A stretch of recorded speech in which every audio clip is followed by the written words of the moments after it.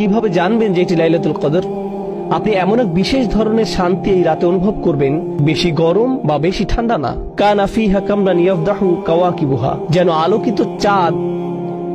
আলোকিত চাঁদ নক্ষত্রগুলোকে আড়াল করে আছে। এই রাতে শয়তান বের হতে পারে না।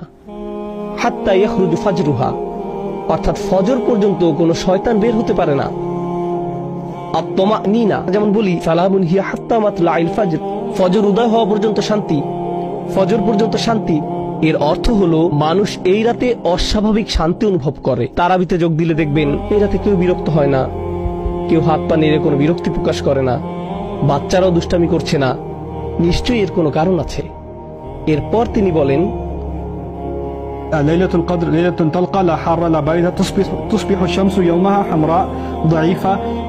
কেউ কেউ বলেন নরম বাতাস প্রবাহিত হয়। This is رواه ابن خزيمة وصححه الألباني. পরের দিন সূর্য কেমন জানি লাল বর্ণ ধারণ করে। সূর্য উদয় হওয়ার সময় একটু লাল আকৃতি ধারণ করে। উদয় হওয়ার সময় এতে তীব্রতা দেখা যাবে না।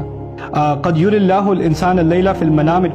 এমনও হতে পারে এটি কোন রাত আল্লাহ ঈমানদারদেরকে তার স্বপ্নে দেখাতে পারেন। অনেক সাহাবীর ক্ষেত্রে এমনটা ঘটেছিল।